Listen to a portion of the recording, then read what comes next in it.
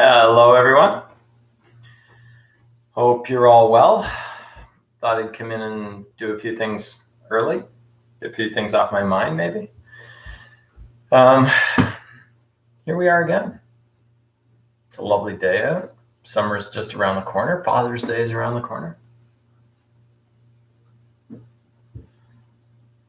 Let's see who's all coming today. So as always, there's always some little technical issue. I think I posted this a few days ago so that you could plan for it and put it in your reminders. And then I realized that I need a streaming software in order for me to play off of that. Hello, Steve Booth. Very nice. All right.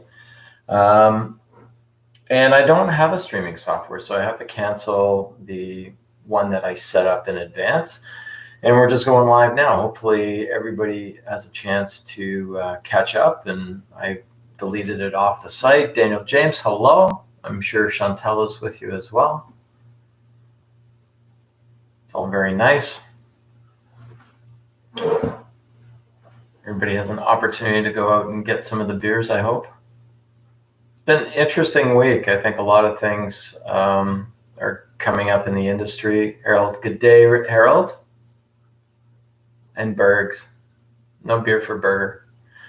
Yeah, it's been an interesting week in the beer industry, I think. The Ontario government, I'm not sure about any of the other provinces, but the Ontario government a little while ago opened up the opportunities for bars and restaurants to sell beer for takeout. And it's my understanding that that's not ever going to be taken away from them. Independent Dollar, hello.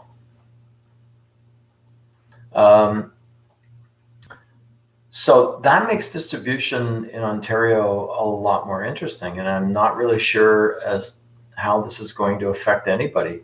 I don't know whether it's going to affect the beer store, or the liquor store, or even the grocers. But now you can go to a restaurant and you can actually buy beer on your way out. And this is a process that has been in place in a lot of other provinces. So in Manitoba, Saskatchewan, I think Alberta, and also British Columbia, you have been able to do this for a long period of time. So it's only natural for that kind of progression and distribution to actually come over to Ontario. But nobody has any idea of how this is going to affect anybody who's distributing. So craft brewers, they have no clue as to how this is going to work out. And this week is also the launch of Ontario Beer Week, which is beer and wine week, but we don't really want to talk about the wine guys today. I spent a lot of today uploading some new videos. So a few weeks ago, when we started this whole session, we went Facebook Live.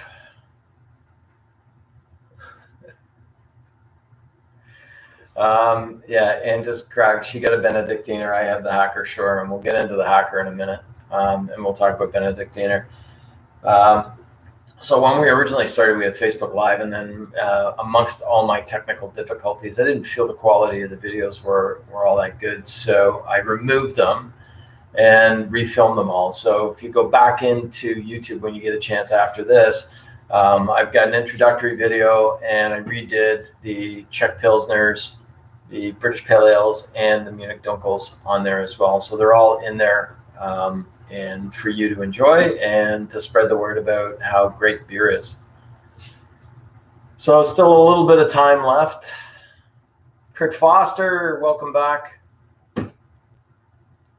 Thank you to all of you for continuing to indulge me in my passion. We're gonna have some fun today. I got some good stories that we'll talk about, and a couple of great beers. Hopefully you've all got a beer sitting in front of you waiting for this. What else can I tell you about the industry? It is quite apparent that I'll be getting back into classrooms shortly. So I think that as everything changes back to real life, then classroom settings are going to start opening up a little bit more.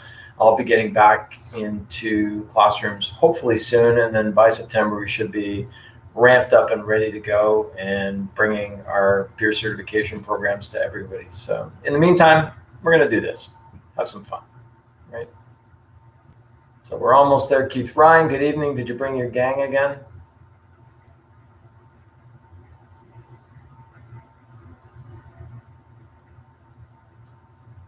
A few others. Everybody's drifting in. Don't forget to like this if you enjoyed it.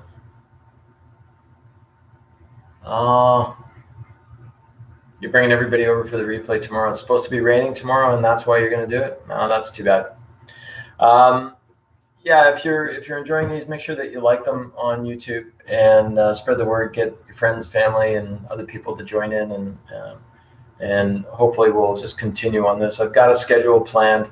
It is very likely that we're going to change the day as I get back into being out in the classroom. We may have to shift the day into another time because I will most likely be teaching either Tuesdays, Wednesdays, or Thursdays, but we'll see, and we'll take it from there. So, all right, it's pretty close to 7. Hopefully everybody's up running. I know there's lots of people who don't necessarily sign in. Hello, Michelle. Nice to be here. That's good. I'm glad you came. We just saw Michelle last night. Was it last night? It must have been. Losing track of time. All right. So without further ado, let's get into the beer. So this week is about Munich Helles, and this is a really unique style. Bess is here. Joe's also here as well with Michelle. You guys on separate computers. That's interesting. Unique style, but really, really dominant within the world framework. So this is a style that a lot of other people have mimicked along the way and are calling them different things. So we'll get into a little bit of that. I've got 2 glasses with me. I do have a Hacker Pschorr Munich glass that I am not going to use today. It has some characteristics. I love this glass. I love the shape of it. I love what it does, but it's not what I want to drink today. But I am going to drink out of this really nice Stein. This is a Spaten Stein that I got quite a long time ago. And the reason I'm going to drink out of the Spaten Stein is because Spaten has a lot of history within this style itself. And I'll talk a little bit more about that as we're going.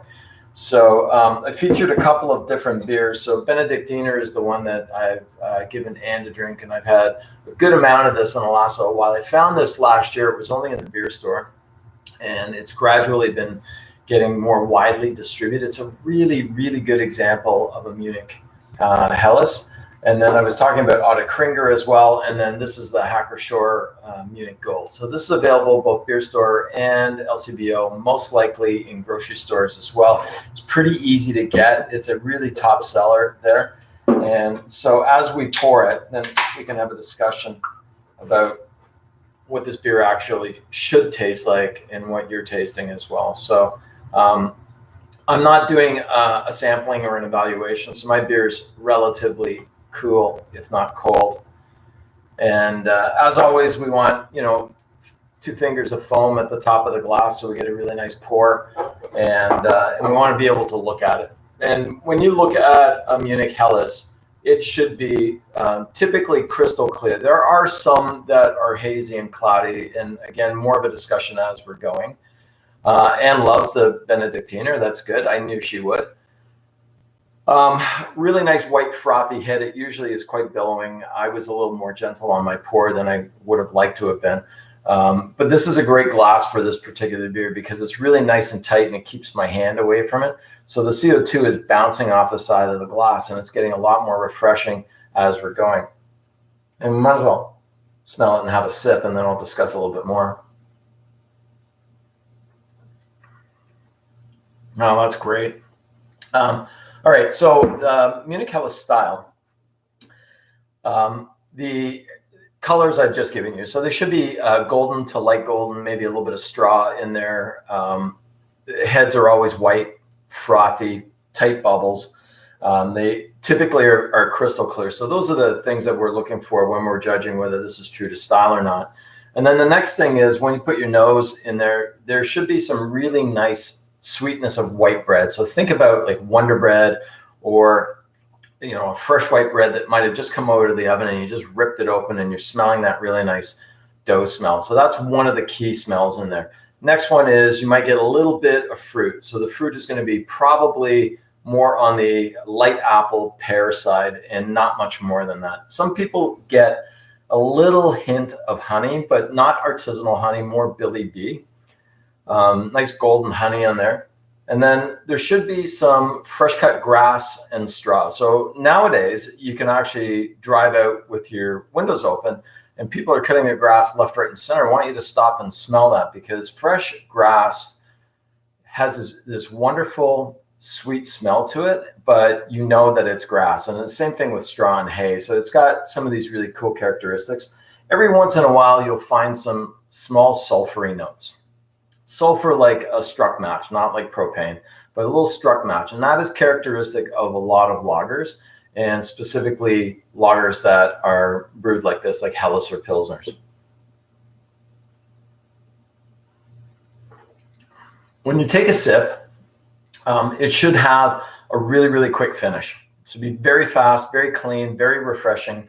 And there's virtually no aftertaste. There's a little bit, not a lot. There's a little bit of residual bitterness once you've swallowed, but it really isn't unpleasant. It's almost more refreshing. They range from being very, very dry to being just a hint of sweetness in the palate, a little bit mouth coating. But the flavor profile on them is very, very similar to what you smelled, except we're not really getting a ton of that grassiness, which is really from the hops. So a lot more bread, this time a little bit more toast, bread crust, almost even a brioche. If you know what a brioche tastes like, it's almost that sweeter bread or egg bread in there. But really easy to drink, really thirst quenching, really simple. Now, the simplicity of this beer makes it excessively difficult to brew well. And, we know that a lot of brewers are craftsmen. And so what they're doing is, I liken a brewer quite often to a chef, where they're taking a series of ingredients and they're crafting it together to create something that we are going to really enjoy. And so think of a brewer as that. The secret in making a beer like that is you need to combine science and art. And what that does is that allows you to become consistent and qualitative every batch. And that's the sign of a really successful brewery, is somebody that can make their beer taste the same all the time. Because typically as consumers, we don't want to try something different. I personally believe that if your beer tastes different every time you make it, then you're not paying close enough attention. And there are some people that make recipe changes, but a recipe change shouldn't be going from batch to batch. It should be going annually and not quickly like that. So really difficult beers to make. And these beers pretty much spawned almost everything that we're seeing on a mass market scale. So if you think about beers like Stella Artois and Heineken, Peroni, even brands like Canadian and Budweiser, they are all really derived from this particular style. So let me get into a little bit of the history with you, and then I can answer some questions for you as well. So the word Helles means bright or pale or light. And depending on your view of what that word actually means, it was designed to be a lighter beer, not lighter in alcohol, but lighter in color and in clarity. So this is meant to be a little clear. It was designed and created to compete with Pilsners that were coming from Bohemia at that time. And so it's really interesting. I typically view Helles as being crystal clear. That's how I've been taught. That's what I'm looking for. But there are brewers who leave sediment in there, or they don't filter it. And, that caught me by surprise about a year and a half ago when I was in Halifax running a level 3 program there. I went and bought a Helles. I didn't look at the bottle carefully. It was from Germany. And when I poured it in the class, what happened was it became really hazy. And so it caught me off guard.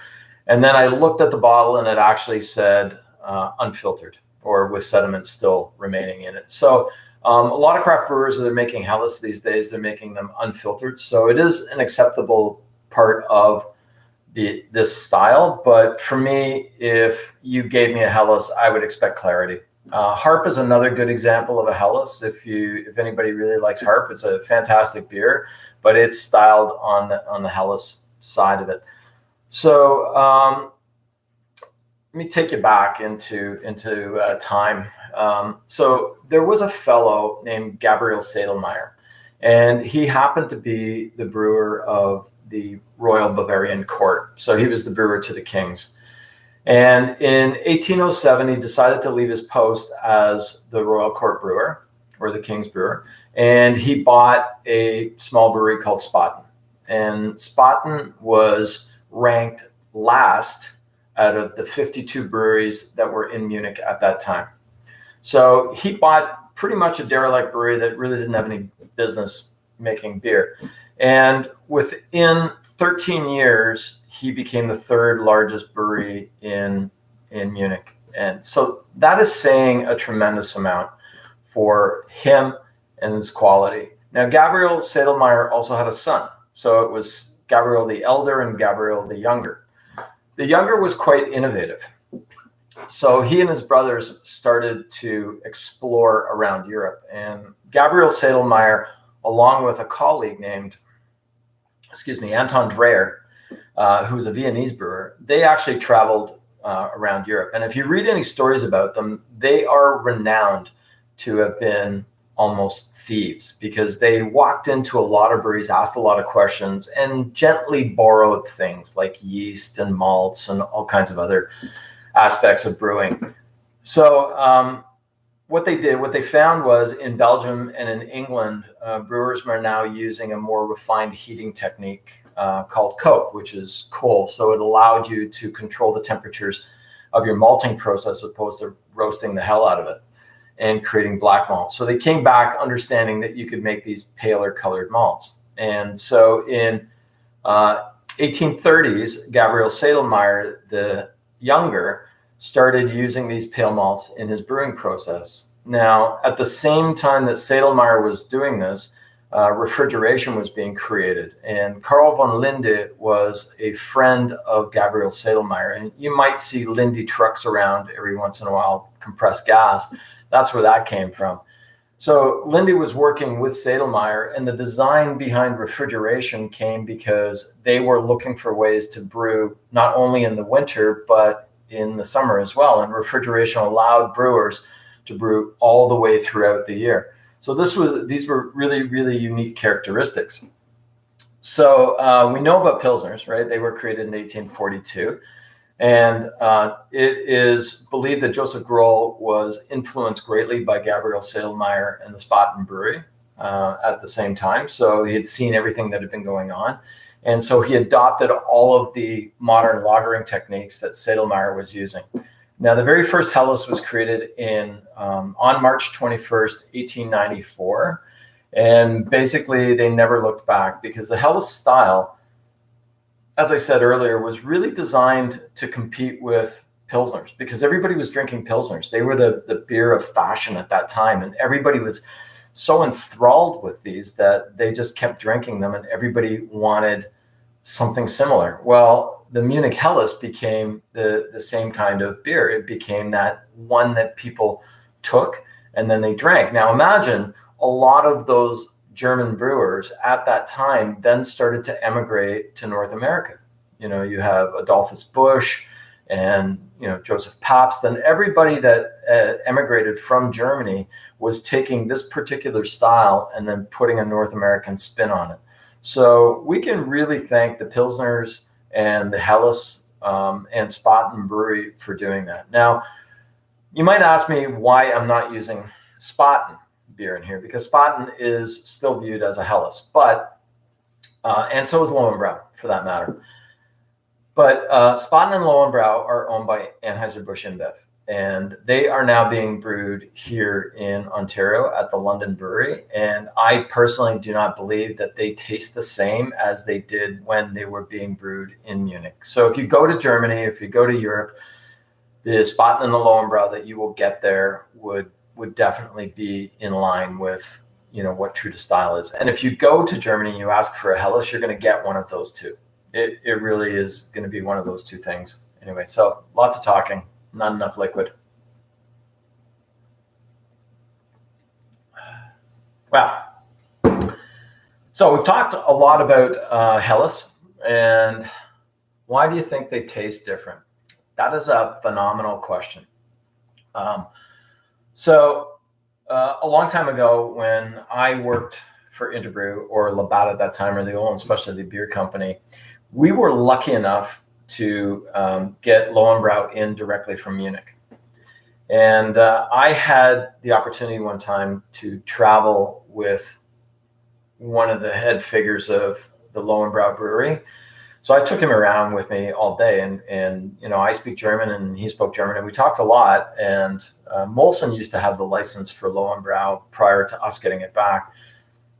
And one of the things that he told me was that the Molson recipe back in the 70s and 80s had been so greatly altered that it didn't reflect anything about Munich anymore. It didn't reflect about Lowenbrau. So when we started bringing it back in, then it was true to style. It was back to Munich. It was a wonderful beer.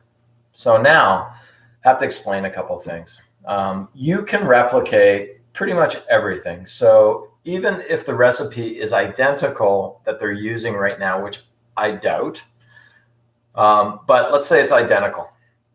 So using the same kind of malts. Well, the first thing is you may have two-row malt, but two-row Canadian malt has a different flavor profile than two-row German malt or two-row French malt, which is probably where they're getting it from. The hops will be identical, so there really will be no characteristic change there. The yeast would be identical, so they would take the Munich yeast and use it. In the water, they can make the water identical. So they can take London, Ontario water and break it down so that it resembles Munich water, which is relatively soft as well. So all the four ingredients are there, but what's the difference? The big difference is the environmental impact of inside that brewery. So all our houses smell different and they have different characteristics to them. The brewery in London just has a different characteristic. I personally don't think that it's even the same recipe, but that's really hard to quantify. So I hope that answers your question. But you can make things pretty close, but they're not always the same. So does anybody have any other questions about Helles or anything beer related? I'm happy to drink and chat for the next little while. Thus, can I review differences between Pilsners and Helles? Top characteristics. Sure. So first of all, there are two major types of Pilsners. Bohemian Pilsners or Czech Pilsners and German Pilsners. So Bohemian Pilsners use Saaz hops, which have a peppery component to them. And they use something called decoction brewing, which is a multi-stage mashing method that allows complexity to be brought out through different stages. German brewers, and Czech Pilsners also use a lot of soft water. And so there's a very soft characteristic, but elongated aftertaste and finish. German Pilsners are typically mid to northern Germany. Those are where the dominant Pilsner brewers are. They're much, much lighter in color. So they're lighter than a Helles. They're almost straw colored. And the hops that they use are noble German hops, which are fresh cut grass, straw, hay, maybe a little bit of tea, herbal characteristics, and more on the toast and biscuity and bread crust kind of characteristics. Helles are sort of right in the middle from a color perspective, but a little sweeter than a German Pilsner and definitely shorter on the finish, shorter on the aftertaste, much, much easier to drink. Don't have the intensity of bitterness that a Czech Pilsner would have or the complexity in behind it. So all three different, but slight variations in there. My favorite style are the German Pilsners because I find them complex enough that I don't have to worry about it. I understand them. I know if something's wrong with it, but I also like the bitterness and it's really refreshing. Does that help, Thus?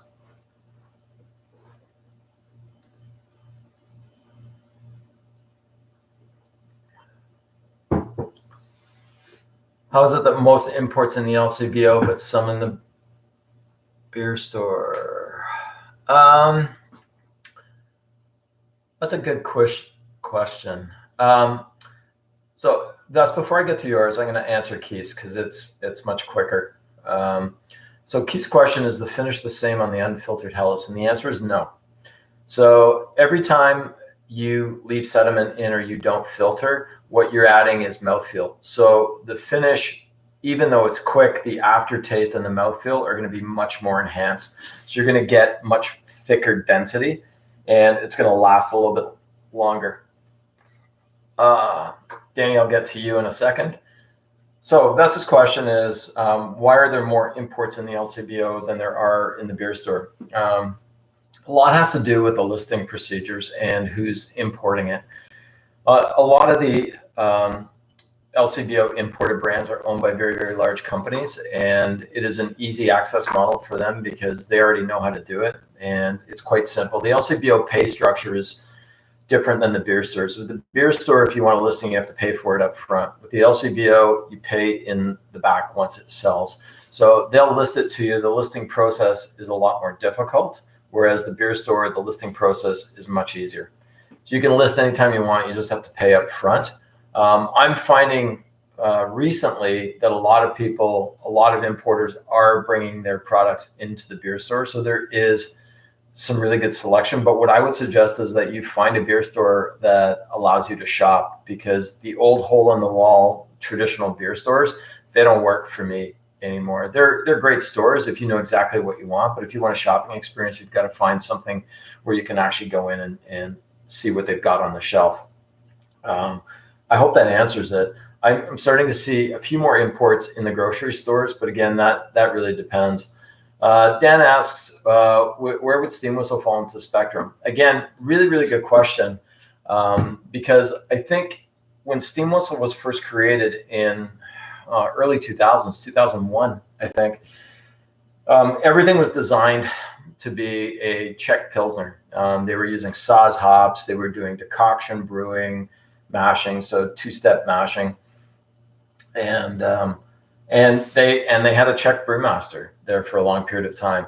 Where it is right now is somewhere between a German and a Czech Pilsner. And the reason I say that is twofold. One is they use a lot of German hops, and they don't use as much of the Czech hops anymore. So you don't have that significant peppery characteristic that you might get.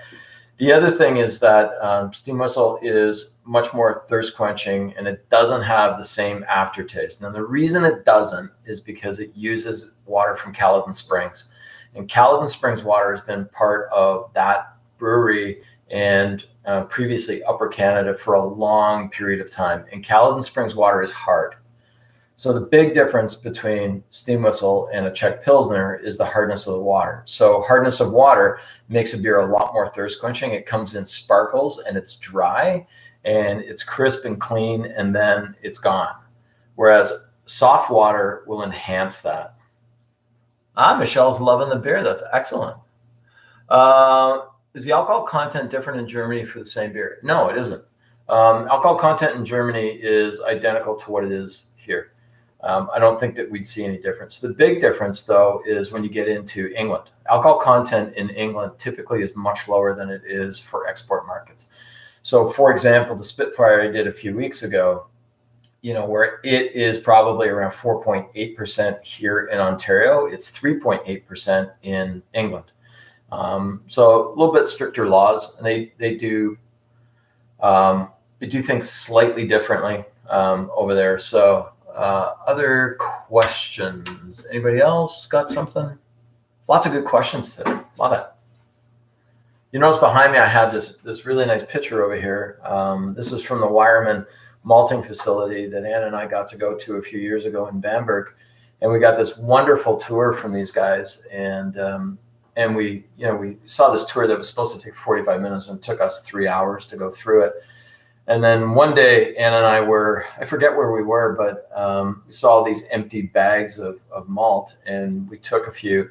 We were using them for something, I forget, for an event or something like that. And then Ann took one and actually got it framed, which is, this is a big keepsake for me. So Harold, a good example of a Helles brewed in Ontario that I know of. I think my favorite Helles in Ontario is Wellington. They do a really good job. it's bang on all the time. It's the same, like it never changes. And I really like that. People's Pint in Toronto, Doug Appledorn is a friend of mine and also one of my instructors. They have one called Hellas Island, which is really good as well. It is not filtered, so it's going to have a little bit more body to it. Muddy York Gaslight Hellas is really nice as well.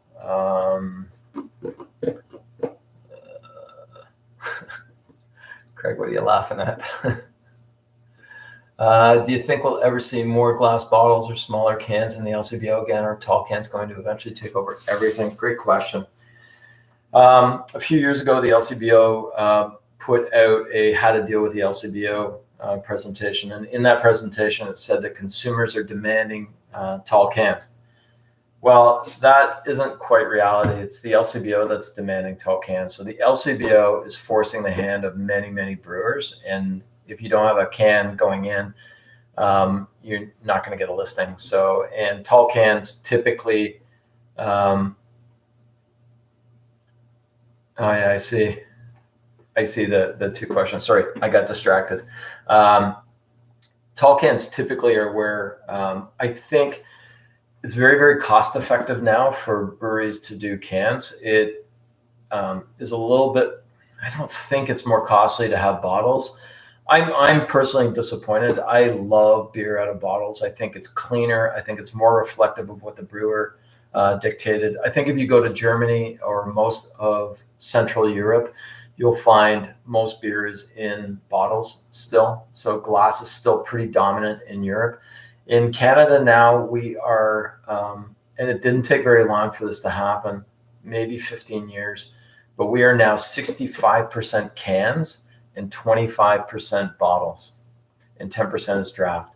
And it used to be the reverse.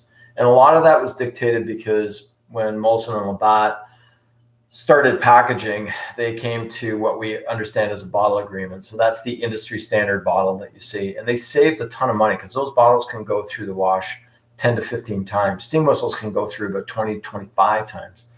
So I'm still a huge fan of bottled beer. I wish we'd get more. I think that you will see smaller cans coming out more. And I think a lot of people are moving to that. Now, interestingly enough, it's easy to drink one small can because with a large can, it takes a little bit longer. But you can probably drink more small cans than you can a large can. But I'm pretty sure that the cost is not relevant. So I think brewers that are making small cans are probably making higher margin than they are with the big can. Agree on the bottles. Most Quebec, BC brewers use bottles. Yeah, a lot of BC in the United States. Bottles have still been relatively dominant and cans have been sadly lacking. There are good things and bad things. Cans protect beer from light, which is probably the biggest thing that they do. But cans have a different taste than bottles do. Cans have a softer, almost flatter taste. They have less carbonation in them. Some of them, if you don't know what you're doing on a canning line, you can really oxidate the beer, and that tastes like paper or cardboard. Arch thick glass. Oh, good question, Michelle. How do I decide what glass I want with what beer? You can see all the glassware behind me. So I have specific branded glasses that I can use if I want, but that isn't always what I do. Sometimes it's about what experience do I want with that beer. So for example, if I wanted to use this glass with the Hacker Pschorr, it would be because I would want more of the sweetness to come out. So a wider bodied glass is the carbon dioxide is going to be a little slower. So what's going to happen is you're going to be able to taste more of the malt characteristics. So you'll taste more of that sweetness. I didn't really want to experience much of the sweetness today. I wanted it to be thirst quenching and easy to drink. So this is one of my favorite glasses, really nice and heavy. And, it's one of those things that you could just imagine being in a beer hall in Munich with. So with that, I'll have a sip. Dan, cans just easier to recycle? Yes and no. We still need large recycling containers. The interesting thing about cans is that they're all lined with a polymer. The polymer used to be BPA. So BPA is bisphenol A. And it's that one thing that a lot of people do not want to ingest. And, we've it's not good for children. They say it doesn't harm adults, but I think the jury's out on that. I don't think we're going to find out if it's harmful at all for a long period of time. But California's been a driving force in removing of BPA from cans, so they're now using a different polymer. So all tall cans are coming, or all tall cans are coming from the U.S. All short cans are coming from here. So the smaller cans still have BPA in them, but the big cans are coming from United States. They're having a new polymer in there.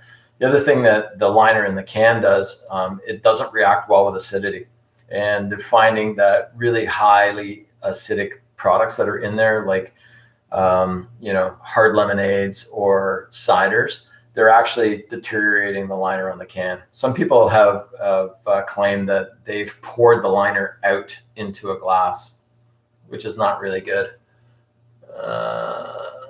Yeah, recycling on cans is I mean, we have a great recycler called the Beer Store, and they do a massive job on recycling, and it's real easy to use it again. But the bottles, like, just remember, if it's an industry use bottle, it can actually be used 10 to 15 times.